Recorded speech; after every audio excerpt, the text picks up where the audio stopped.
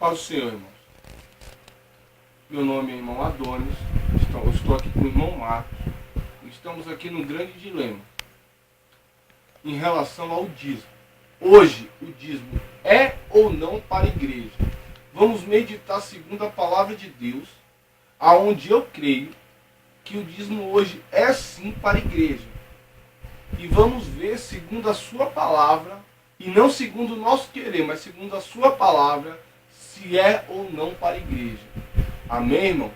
Eu estou aqui com a Bíblia, a Genebra, a nova tradução, que é corrigida e revisada, a tradução de João Ferreira de Almeida. Amém? O dízimo, irmãos, começou na época patriarcal, certo? E foi primeiro dado por Abraão, o qual é nosso pai na fé, e o qual foi para ele primeiro pregado o evangelho, a qual foi nos pregado também hoje. Antes de ser pregado a nós, foi pregado a Abraão. Em Gênesis capítulo 14, verso 20, diz assim: Bendito seja o Deus Altíssimo, que entregou os teus adversários nas tuas mãos, e de tudo lhe deu Abraão o dízimo. Abraão, depois de ter recebido a vitória em Deus, ele foi dos seus melhores despojos e entregou o dízimo a Deus. Depois eu vou lá para o capítulo 28 de Gênesis, onde Jacó, ele faz um voto com Deus, e ele toma o mesmo exemplo de Abraão.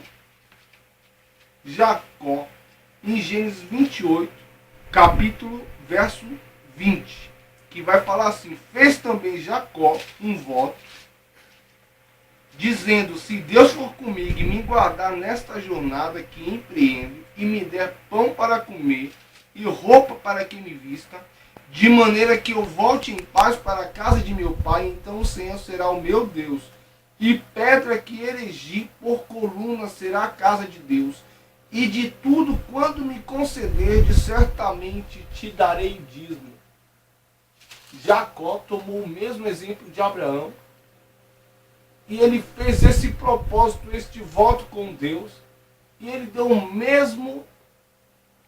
a mesma porcentagem de Abraão.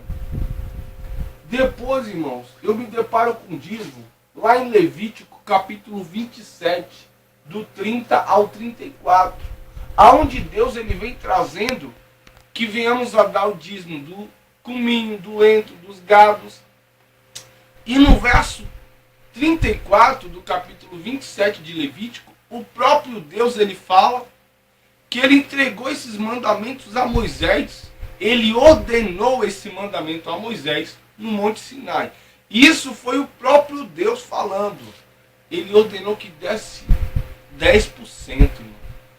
Aonde Abraão deu esses 10%, Jacó tomou como exemplo. E Deus, olhando para essa gratidão de Abraão, formulou uma lei com os mesmos 10%. Irmão, em Malaquias 3, do 8 ao 10, Deus, o próprio Deus, ainda falando ao profeta Malaquias, ele pergunta: em que roubará o homem a Deus? Roubará o homem a Deus em quê? Nos dízimos e nas ofertas. No 10, irmão, ele vem trazendo que ele vai te abençoar com uma bênção tal, uma bênção sem medida. O próprio Deus falando, e Deus ele vela pela sua palavra, irmão. E aí há muitos ainda que pregam que o dízimo não é para a igreja, que o dízimo não foi instituído no Novo Testamento. E, irmão, eu discordo.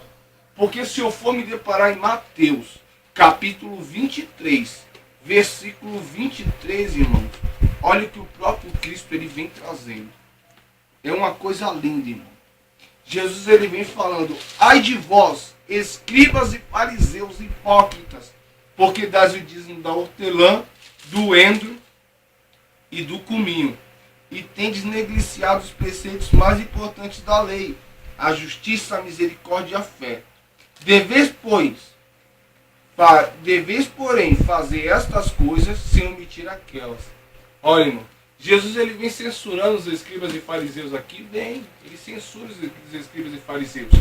Porém, ele fala: irmãos, não esqueça do amor, da fé, da misericórdia, mas dê o dízimo também. Então Jesus, irmão, ele pediu, ele falou, ó, deu o dízimo. Só que nós não podemos esquecer de maneira nenhuma da misericórdia, da fé e do amor. Mas Jesus, ele enfatizou que devíamos trazer o dízimo, irmão. Irmãos, hoje, o dízimo, quando eu trago o dízimo para a nova aliança, para o Novo Testamento, irmão, eu trago ele como gratidão, como Abraão. Eu sou filho na fé em Abraão. Abraão, ele foi grato a Deus, e da mesma forma eu tenho que tomar de exemplo como Jacó tomou e como Deus ele considerou e formulou isso uma lei. Então, irmão, por isso que hoje eu afirmo que temos que ser dizimista, temos que devolver, porque, meu irmão, se hoje, graças a Deus, Deus abriu uma porta de trabalho, nós passamos por lutas e por provas, mas Deus ele nos sustenta, ele dá uma porta de escape, e é por esse motivo, irmão, que temos sim que ser dizimista. Temos sim que ser dizimista. Porque Deus ele vai repreender o devorador na tua vida se você for dizimista. Isso é a palavra dele. Amém? É dessa forma que eu creio. Irmão Marcos, o irmão ainda acha que não tem que ser dizimista, irmão? Ainda creio que sim, porque, veja bem, dentro da Bíblia, como nós podemos ver, o dízimo, ele é bíblico. Ele é bíblico tanto no Antigo Testamento, como dá uma ênfase também ao Novo Testamento. Mas, tratando, ou seja, relatando a expressão de Abraão e Jacó, nós vemos que foi posteriormente à lei. Quer dizer, foi anterior à lei.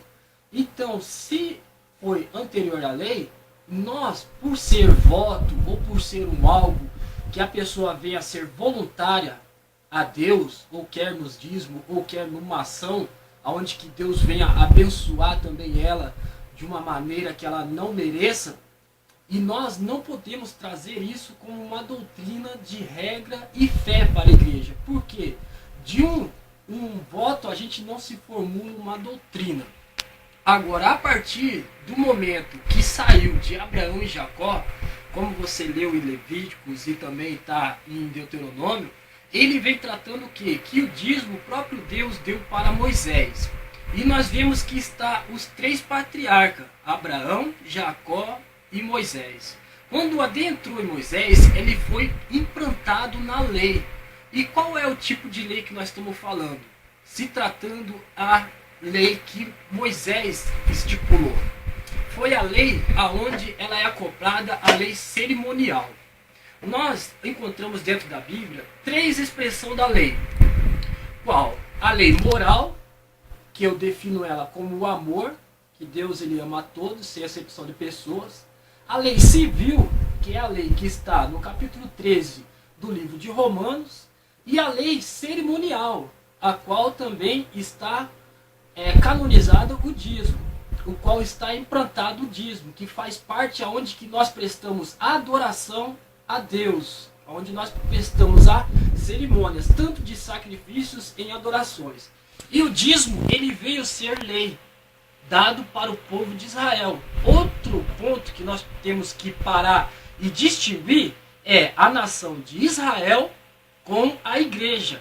Ou seja, nós temos que separar o Antigo Testamento, que foi dado para a nação de Israel, e o Novo Testamento, que foi dado para a igreja, que foi difundida em Cristo Jesus. Na expressão onde que nós vemos em Mateus 23, 23, até chegar a esse ponto, entre Malaquias e o Novo Testamento, segundo os estudiosos, e nós cremos assim, se passaram 430 anos até chegar ao livro de Mateus. No capítulo 5, versículo 17, o próprio Jesus fala: não passará os céus e nem a terra. E ele fala também que não passará nem o jota e nem o tio, antes que tudo se cumpra. Jesus, ele estava em vida quando ele falou isso. Ele não tinha ainda morrido na cruz do Calvário. E quando ele expressa essa expressão, ele veio o quê? Em Gálatas capítulo 4, do versículo 4, mostra que Jesus ele nasceu sob a lei. Ele nasceu debaixo da lei. Ele, em vida, ele ao contrário, ele nunca foi contrário à lei. Por quê? Ele tinha que cumprir todos os requisitos da lei. ele foi também apresentado ao sacerdote, ele foi, no seu nascimento, apresentado também aos pombos como oferta perante a lei de Moisés. Ele também, no seu nascimento, ele fez muitas outras coisas que foi também a favor da lei, para não contradizê-la. Mas quando ele morreu, nós entendemos que a lei se cumpriu na cruz do Calvário. Porque nós não estamos mais debaixo da lei, a qual Moisés veio implantar. Porque se nós formos acoplar um preceito da lei, a gente temos que guardar ele todo. E hoje nós entendemos que nós não estamos debaixo da lei porque nós não guardamos o sábado, nós não guardamos a circuncisão, nós não apedrejamos, nós não fazemos oferenda de animais para Deus mais. Isso foi algo